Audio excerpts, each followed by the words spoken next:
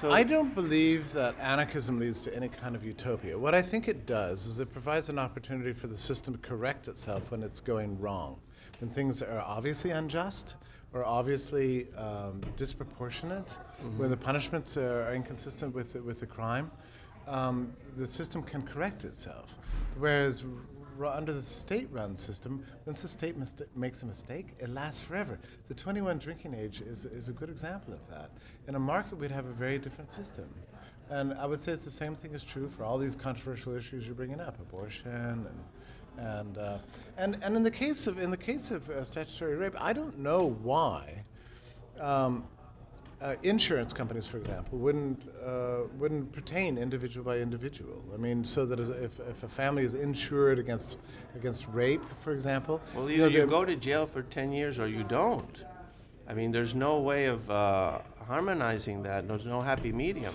So not necessarily. Really? You know, I mean, you go to jail for a few years. Why are you so certain? Statutory rape is, why are you so certain that this penalty is 10 years, and so they say, okay, well, let's arbitrate this. You just go to jail for 2 years? Hell no. If I studied my legal system at my security agency, they said it was perfectly fine to do this. I expect my security agency to defend me. Now, I want to ask you this.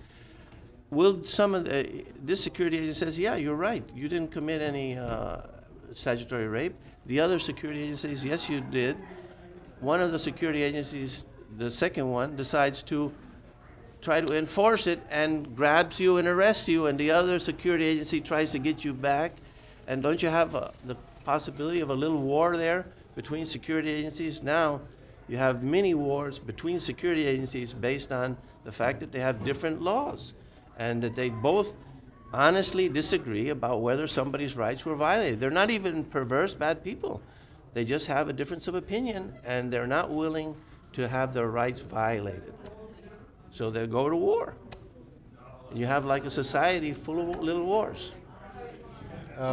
So one of the problems with your analysis is that you presume that anybody benefits for somebody going to jail for 10 years. I mean, why do you think that would be true? No, I don't think it's... Well, that's your whole thing about war presumes that jails are... No, I don't... My own view about what the statutes say, I think that they're wrong, that it shouldn't be that much time. There's all kinds of different rapes. If it's a date rape and what you're telling me, but I'm telling you that honest, sincere people, rational people disagree about these things. The minimum that you should offer citizens and people is the possibility of knowing what the law is before they take the action, not afterwards say, well, guess what? You happen to have violated the law, but I studied the law, I didn't think so. But we're going to arbitrate this, and you're going to go to jail for 1 year or 2 years? Here's a question. You're staying in this Personally, hotel. I think 20 lashes is a better... Yeah, I don't know. I don't know about criminal punishments, and I don't know who they benefit from. This is one of the weirdest things about a state-run system is this idea of jails and lashes and violence and everything. Well, should there be any punishment for violation of individual rights? Actually, here's one of the weirdest What do you things. think? What I think is that the punishment ought to at least compensate as victims, all right?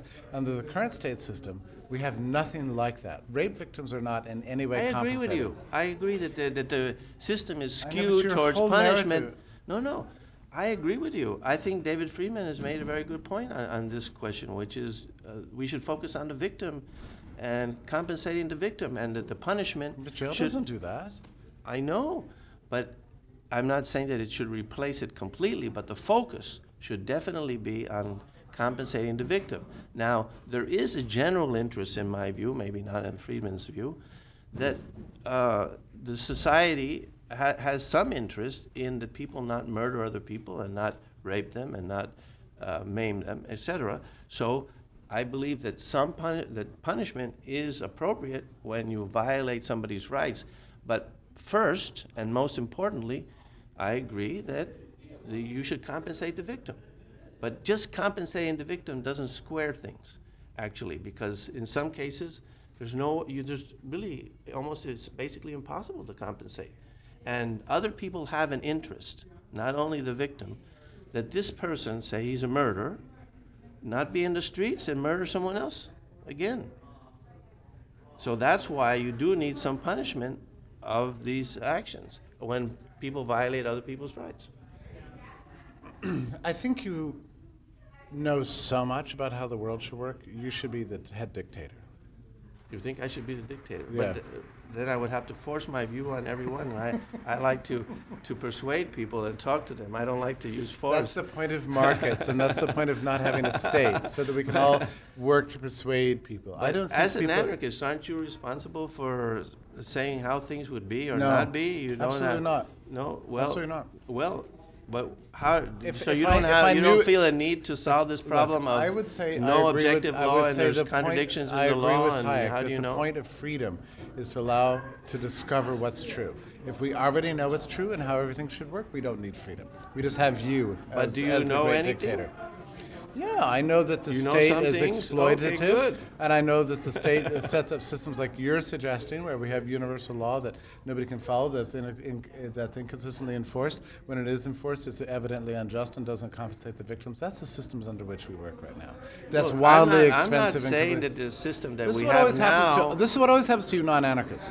You know, I'm not saying that I don't try to keep me advocate- on the hot seat. I and advocate I point a- out that the but state I that you advo- suggest does not work. No, and then no. you go, well, I don't like this Did- current state. I want my state. Which is the state that I'm suggesting? I believe in limited You government. seem to I don't have it all worked out. I believe in limited government. I don't believe in You welfare think that the state government or should provide security. The government is not Yes. providing security. The government is providing an The government doesn't exploitative provide any system. security? It doesn't. No, it doesn't provide security. Well, let me We're ask providing you- our own security. We provide for private Well- security. You think this hotel is relying on the government to secure its property? No way. Well, if a gang of 200 criminals came to this hotel and wanted to take over, they would call 911 and they would bring in a police Not if there force. weren't a not if there weren't a 911. Then they would be stop up a looting creek. the commons. Then they would be up a They creek. would have their own private system. In so many So- places in this country, those private systems are failing. That's why they're hiring Would these private D- security. would these DROs, the security agencies, would they have police forces and armies and soldiers? They would have what was necessary to make the system Would they work would and use- serve their would they u- consumers. would they use They would force? use what their consumers But would they use. use force to enforce their verdicts? I would, if somebody invaded my home against my will, I'd use force to get him out. So you. That's called no, self-defense. So you think that it's proper to use force, and that the. No, I'm that not an they- idiot. Of course, Well, if you hit me, I'm going to okay. try to stop you. Right. Okay. So would these security agencies have nuclear weapons? My guess is that they wouldn't, because nuclear weapons cannot distinguish between the innocent and the guilty, which is why governments love them so much, and why the private sector never would have invented them. My guess is that in a world without governments, that nuclear weapons would be considered egregious and immoral, and anybody who had them would never be able to do business with anybody else. That's my best guess. I don't know. I understand. I don't so know. if we became an anarchist By society, the way, right, how's governments doing protecting and stopping nuclear proliferation in your world? well, so far nobody's nuked the United States, so I'm. It's glad only the of that. United States that's nuked other people. Right. Well, we did nuke one person that was in the war with us. Japan. Person? One Millions. group. Yeah, Right. One group. Okay. Yeah. So, what I'm asking then is, if under anarchism, these DROs, these security agencies, do not have nuclear weapons, what would you suggest that if, say, Putin or Kim Jong-un sent an extortion note to your city, the city where you live, and said, either pay us $10 billion or we're going to nuke your city? Should you pay or should you not? I think this is ridiculous. My city doesn't have $10 billion to begin with. Well, every red cent that you might have. Well, they could do that right now to Costa Rica. They have no military. Is that happening? No, it doesn't happen. Why is that? Because the United States is protecting Costa Rica implicitly. Oh, come on. Absolutely.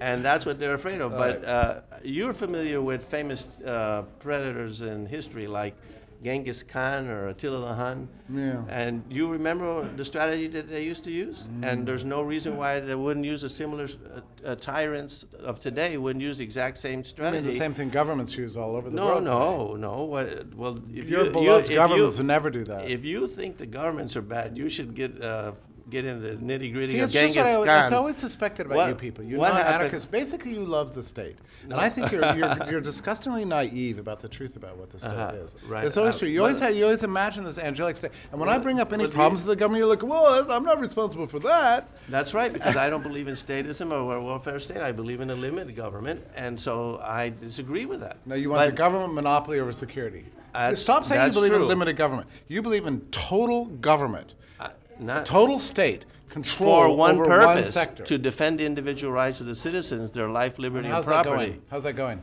Well, we Has have that worked out well? let me tell you, this system is what produced a great country like the United States. Absolutely, and that's why so many people came. The United States, no, the system, and the that's system why run by the people state. came from all over the That's world to the silly. United States and Because of our prospered government? because of the political system, the No, they organization, came the fact. because of freedom. No, silly that's guy. right. That's right. And the Declaration of Independence says specifically what the function of the government is. It says to secure these rights, governments are constituted, and that's a proper expression of what a government should do. And it is an expression that we should have a government, and we had a constitutional you think convention. all the immigrants and came here to be around our the fact, I think that the immigrants came here to prosper. And that's why the United States became so prosperous. Okay, you're silly, and this interview's over. Thank you. You don't want to answer that question? you wanted to argue with me? Why? No, I mean, I'm not going to argue with it, but that's just silly. why is it Immigrants silly? come here for freedom. They don't come here to be with the government, to get taxed. A system that Right. provided protection of individual rights is what It's not the system that it attracted. Yeah, absolutely, it's the absence of government that protects There was a individual government rights. here when all these immigrants came here in the past, and now there was a government. It was There was a government, and there they was- come here because their governments are more tyrannical, more statist than ours. That's why they come. And so the system, You're telling me the that system of limited government created the best society and chance for prosperity the relative of absence anybody. Of government that created that system. That created the It was a civilization. limited government. And Nobody moved here to experience the security of the state. They moved here to they- get away from governments, towards freedom. They wanted what was there here when they moved here? Was there a limited government, or was there no It's not government a matter at all? of what was here. Was there was there no government at all, or was there a government? We've never lived in a world without government any more than we've lived in a world without crime. Absolutely, we lived in a world without government. The first 99% of the human race history, there was no government in Africa. Tribes had warfare constantly, and there was no progress or anything whatsoever. Okay, and I've got a reading for you. Roosevelt Lane, Discovery of Freedom. Well, okay, so Have a look. so there was no government, and we know what happens when there isn't any Okay, government. I gotta go. You kept me too long. Beth. Okay, bye bye.